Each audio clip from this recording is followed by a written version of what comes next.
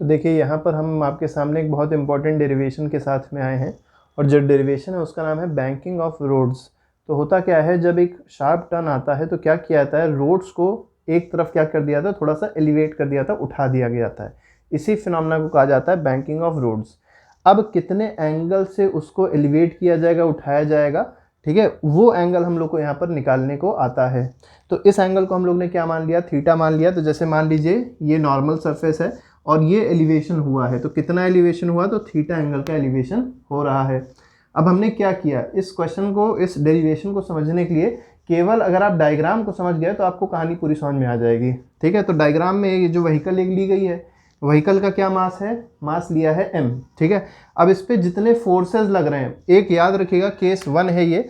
अभी इस वीडियो में हम लोग केस 1 देखेंगे जिसमें फ्रिक्शन नहीं है, मतलब यहाँ पर जो सरफेस है वो फ्रिक्शनलेस सरफेस हम लोग ने कंसीडर किया है। अगले वीडियो में क्या देखेंगे, जब फ्रिक्शन होगा तब उसका फॉर्मूला क्या बनेगा।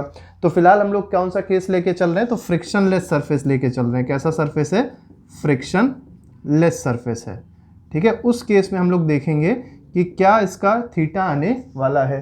ठीक है, तो पहले इसमें जो जो आपके पास फोर्सेस दिखाई पड़ रहे हैं उसको पहले देख लीजिए। तो पहले देखिए यहाँ पर एक नीचे की ओर बिल्कुल फोर्स लग रहा होगा जिसका नाम है mg। mg का मतलब होता है इस जो व्हीकल है उसका वेट क्या है, तो mg इसका वेट होगा। इसके बाद इस पे जो फोर्स इंपॉर्टेंट लग रहा होगा वो है रिएक्शन फोर्स।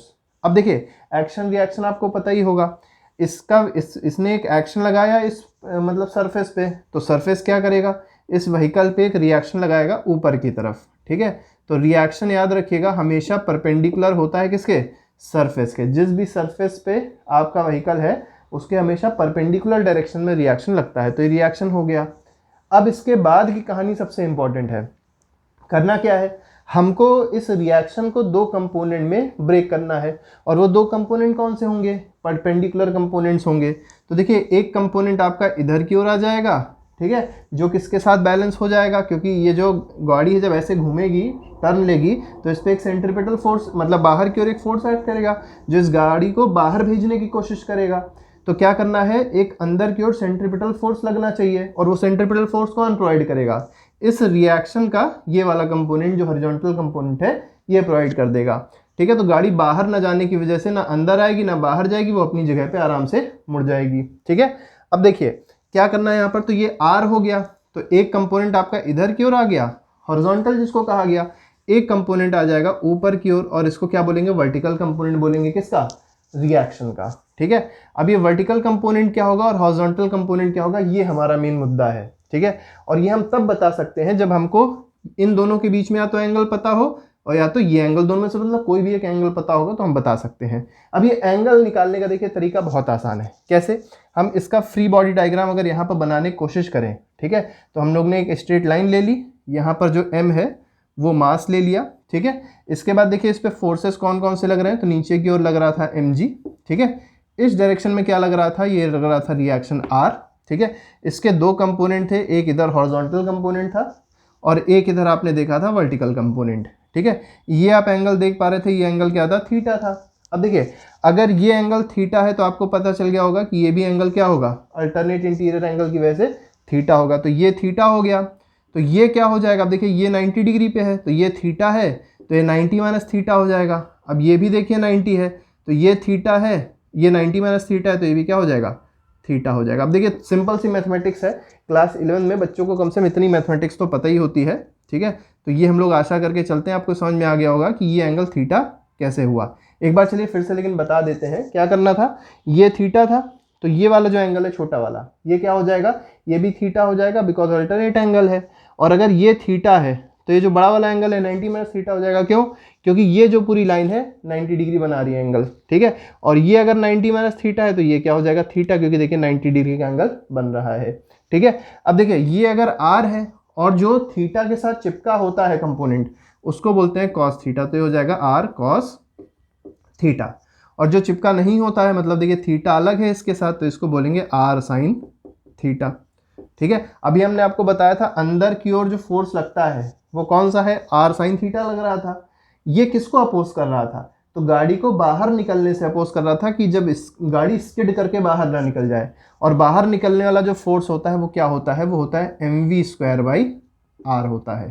ठीक है, ये आर क्या है, तो रेडियस है, मतलब ये जो रोड आपको दिखाई पड़ रही है इसका सेंटर से, ठीक है, यहाँ तक का मिड का जो रेडियस है उसको बोलेंगे आर। ठीक है, जो सर्कुलर पाथ एक टाइप का बनेगा, आर्क वाला जो पाथ बन रहा है रोड में, उसका रेडियस है क्या, कैपिटल आर है। वी क्या है, वी है वेलोसिटी ऑफ द व्हीकल। ठीक है, वी याद रखिएगा, v is what, v is the velocity of the vehicle. ठीक है, तो m v square by r बन गया। ठीक है, अब अच्छा यहाँ पर जो आर है इसको थोड़ा सा ऐसा करते हैं, स्मॉल कर देते हैं। ठीक है, स्मॉल इसलिए कर देते हैं क्योंकि रिएक्शन में भी आपको आर दिखाई पड़ जाएगा, यहाँ पे भी आर दिखाई पड़ जाएगा, तो आप इसी को हो सकता है कैंसिल कर दे। तो बेटर ये है कि हम लोग रेडियस का जो आर है उसको स्मॉल ले लें और जो रिएक्शन का आर है उसको कैपिटल ले लें। अब क्या करना है, केवल आपको फोर्सेस को इक्वेट करना है। तो देखिए आर साइन थीटा किसके बराबर हो जाएगा, आर साइन थीटा किसको कैंसिल कर रहा है, m v square by r को। तो लिख दीजिए आर साइन थीटा, ठीक है, is equal to m v square by r. और बच्चों एक बात ये याद रखना कि जब भी आप कोई डेरिवेशन करिएगा तो जो हमने कहानी अभी मुँह जवानी आपको बताई है वो आपको लिखनी होती है कॉपी में। ठीक है, तो let there be a vehicle of mass m which is moving with the velocity v। ठीक है, ये सब जो कहानी होती है वो थोड़ी बहुत आप अपने हिसाब से लिख सकते हैं। ठीक है, वो आपको कम से कम पता होनी चाहिए। ठीक है, तो r sin theta m v square by r हो गया। अब देखिए आर साइन थीटा को तो इसने कैंसिल कर दिया, आर कॉस थीटा को कौन कैंसिल करेगा, एम जी। तो यहाँ पर लिख दीजिए आर कॉस थीटा बराबर क्या हो जाएगा, एम जी। जी क्या है, एक्सेलरेशन ड्यू टू ग्रेविटी है, जो कि अर्थ के सरफेस पे 9.8 मीटर पर सेकेंड स्क्वायर होती है। फिर क्या करना है, इसको इक्वेशन नंबर 1 मान लीजिए, इसको इक्वेशन नंबर 2 मान लीजिए। ठीक है, क्या कर दीजिए 1 डिवाइड बाय 2, पहली इक्वेशन को दूसरी इक्वेशन से डिवाइड करेंगे और क्या मिलेगा उसको आप देख लीजिए। ठीक है, तो देखिए क्या मिल जाएगा, ये आर साइन थीटा था और ये आर कॉस थीटा है। ठीक है, अब इधर थोड़ा करके दिखा देते हैं। तो r sin theta r cos theta दोनों को जब डिवाइड करेंगे तो देखिए आर और आर कट जाएगा और sine theta upon cos theta क्या आ जाएगा, टेन थीटा आ जाएगा। तो इक्वेशन अगर देखी जाए तो मिल जाएगा टेन थीटा, ठीक है, बराबर क्या हो जाएगा।